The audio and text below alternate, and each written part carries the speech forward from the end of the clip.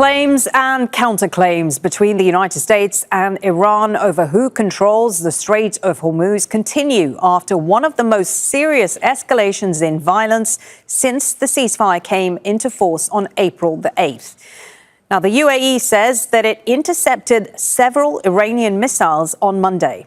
A fire broke out at a petroleum facility in Fujairah, including injuring 3 Indian nationals. Tehran has denied any plan to target the UAE. It says the waterway remains under its control. On Monday, it released a new map outlining what it claims is its territory over a large part of the route. Now, according to the US, 9 ships have passed through the strait under its Project Freedom initiative, which Iran denies. Washington says it destroyed 7 Iranian boats for trying to interfere. Iran has also denied this. Let's go straight to Resul, who's live for us in Tehran. So let's begin with the situation in the UAE. What exactly has Tehran said about those attacks on the UAE yesterday? Well, Iranians are deliberately keeping the language of the statements ambiguous and vague. So we have a social media post from the country's foreign minister, Abbas Araghchi, and saying that the events in the Hormuz make clear that there is no military solution to a political crisis. And also, then he said there are progress being made, particularly initiated by Pakistan, and the U.S. should be wary of being dragged back into the quagmire by ill-wishers. So should the United Arab Emirates.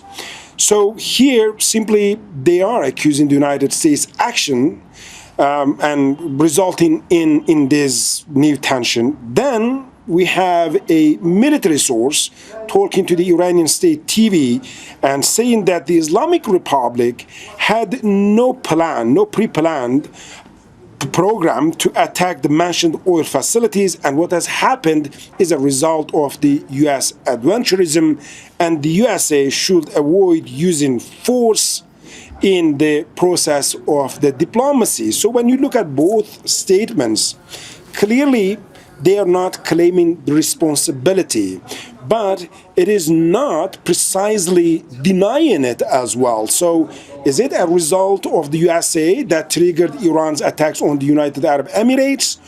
Or having no plans means that they did not conduct these attacks? So it is here we are dealing with a situation that is quite vague here. And the situation, the Strait of Hormuz, also a little bit vague. We've seen violence flare up there with claims and counterclaims from both sides about who is hitting who. What is your understanding of what is happening there? Well, there are 2 tracks here. So Iranians are saying that the Americans have attacked the boats, the civilian boats, and as a result, so 5 civilians were killed by the American naval forces. They are denying that the boats that Americans claim that they have hit belongs to the IRGC, Iran's Revolutionary Guards. Rather, they're saying that they were civilian boats. And on the other hand, they are also saying that the United States destroyers attempted to enter the Strait of Hormuz, and their radar was off. Once it was on, then they have been detected because the naval forces of Iran are monitoring the region, the area, and once they were identified, so the Iranian naval forces got engaged with them and the warning shots were fired. These warning shots were including the combat drones and missiles and the rockets. And as a result, they're saying that the United States destroyers were forced to turn away. And also they are making a clear warning saying that any further attempt by the United States naval forces to enter the Strait of Hormuz, so it's going to be regarded as a violation of the ceasefire, and Iran is going to interfere forcefully. Okay, thank you for that update. Resul Serdar there for us live in Tehran.